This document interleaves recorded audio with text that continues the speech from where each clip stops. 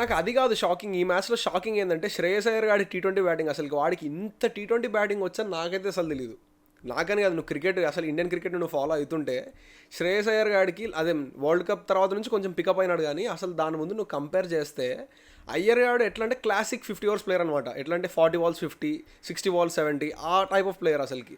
వాడి T20లో వాడిని చూసి అబ్బా అని భయపడే టీంలు ఏం లేవు అవతల. కానీ అట్లాంటిది ఈరోజు వాడు అసలుకి లాస్ట్ ఇయర్ కేకేఆర్తో కప్పు కొట్టించాడు వాడు. కానీ why did you leave KKR అంటే I had some reason such as I did not get enough credit అన్నాడు ఏదో.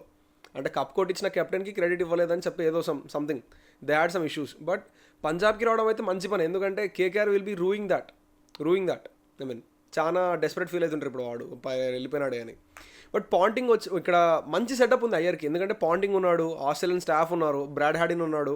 ఎట్లంటే వీళ్ళందరూ ఉంటే మైండ్ సెట్ డిఫరెంట్ వచ్చేది అనమాట ఖచ్చితంగా.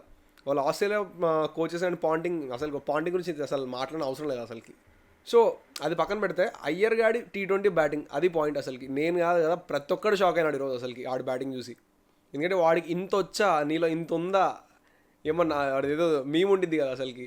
ఏం సార్ మీలో ఇంత ఫైర్ ఉందా అంటే ఏమన్నా నాకు కూడా తెలియదు అంటాడు కదా వాడు. MS Narayana Brahmanandam something, I don't remember the exact situation, but that's the thing. So good for Shreyas Iyer, మంచిగా ఆడాడు. కెప్టెన్ జెన్నింగ్స్ అసలుకి లాస్ట్లో సెంచరీ మిస్ అయింది, దాని ఒక్క అసంతృప్తి తప్ప everything was good. So Punjab చేసిన మంచి థింగ్ ఏంటంటే from the start they maintain the tempo మంచిగా చేసుకుంటూ వచ్చినారు. అసలు ప్రతి ఏ ఓవర్లో కూడా 10 run rate తగ్గలేదు అలా అసలుకి. So 200 was obviously on the cards from the start. But 200 పైన ఎంత ఎక్కువ కొడతారనేది క్వశ్చన్ ఉండే. ఈ శశాంక్ సింగ్ ఆడు లాస్ట్ సీజన్ కూడా మంచిగా ఆడాడు. అయ్యర్డే సెంచరీ మిస్ అవ్వడం తప్ప మిగతా మొత్తం సాగొట్టాడు అసలుకి లాస్ట్లో వాడు ఎంత 15 balls 40 సంథింగ్ ఎంతో కొట్టాడు. ఆ లాస్ట్ ఓవర్ మొత్తం స్ట్రైక్ ఎప్పుడు ఇస్తాడో అని అందరూ చూసినారు, కానీ పాపం స్ట్రైక్ ఇవ్వాల.